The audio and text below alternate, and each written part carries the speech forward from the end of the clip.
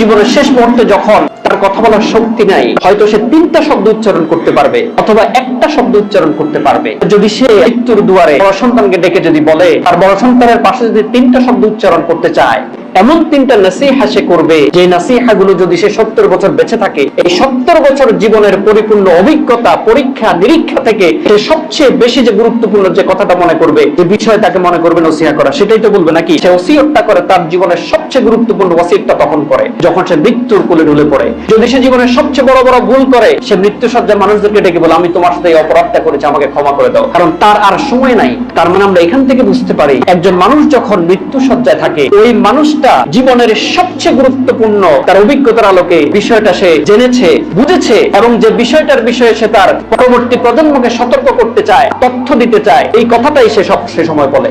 রাসূল আরবি সাল্লাল্লাহু আলাইহি ওয়াসাল্লাম মৃত্যুসজ্জায় উম্মতের জন্য অনেক কিছু বলার আছে, ছিল নাকি ছিল না? রাসূল আরবি সাল্লাল্লাহু আলাইহি ওয়াসাল্লাম 3টা শব্দ উচ্চারণ করেছেন, আসসালাত, আসসালাত ওয়া মা মালাকাত আইমানুকুম, নামাজ, নামাজ এবং তোমাদের অধীনস্থ যারা আছে তাদের ব্যাপারে, তাদের অধিকারের ব্যাপারে সতর্ক হও।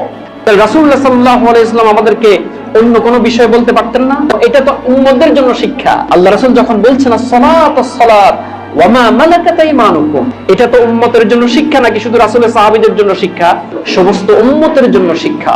রাসূল আরবি সাল্লাল্লাহু আলাইহি ওয়াসাল্লাম কি জানতেন না যে কিয়ামত পর্যন্ত কত লক্ষ কোটি উম্মাহ এই পৃথিবীতে আসবে, তাদের অন্যান্য নতুন নতুন অনেক বিষয়ের সম্মুখীন হতে পারে, আমি সেই বিষয়ে তাদেরকে সতর্ক করি। ওইটা না করে রাসূল আরবি সাল্লাল্লাহু আলাইহি ওয়াসাল্লাম বললেন আসসালাত, আসসালাত ওয়া মা মালাকাত আইমানুকুম। পৃথিবীতে মানুষ যে দুই বিষয়ের প্রতি সবচেয়ে উদাসীন থাকে, একটা হলো তার অধীনস্থ মানুষদের প্রতি, আর একটা হলো তার নামাজের প্রতি। যে মুসলমান যদি হয়ে থাকে সবচেয়ে উদাসীন থাকে নামাজের প্রতি, আর যদি সে উপরস্থ কেউ হয়ে থেকে থাকে তাহলে সে তার অধীনস্থদের প্রতি অধিকারের ব্যাপারে তার অসচেতনতা কাজ করে। এই জন্য রাসূলুল্লাহ সাল্লাল্লাহু আলাইহি ওয়াসাল্লাম জীবনের সবচেয়ে গুরুত্বপূর্ণ কথা বলেছেন। এক, ইসলাম নামাজের কথা কয়বার বলছেন? আসসালাত, আসসালাত। জীবনের শেষ সময়ে 3টা শব্দ মুহাম্মদ আরবি উচ্চারণ করেছেন, তার মধ্যে 2টাই উচ্চারণ করেছেন নামাজের বিষয়ে। আর সেই নামাজকে আমরা ডিসকানেক্টেড করে ফেলেছি আমাদের জীবন থেকে। সেই নামাজকে আমরা অবহেলা করে বছরে একবার সিজদা করতে আসি ঈদের নামাজে, সপ্তাহে একবার সিজদা করতে আসি জুমার নামাজে। অথচ আপনি মুসলিম দাবি করছেন, আল্লাহ বলছেন তুমি যদি মুসলিম দাবি করে থাকো, তোমার সাথে আমাদের পার্থক্য পাচ্ছি না, কারণ তুমি তো নামাজে আসছো না। তুমি যে মুসলিম এটা প্রমাণ করার জন্য আমি তোমার কাছে কোনো প্রমাণিত পাচ্ছি না। সেই প্রমাণটা কি? আসসালাত, আসসালাত। এজন্য মুমিনের জীবনে রাসূল আরবি সাল্লাল্লাহু আলাইহি ওয়াসাল্লাম বলছেন আসসালাত, আসসালাত ওয়া মা মালাকাত আইমানুকুম।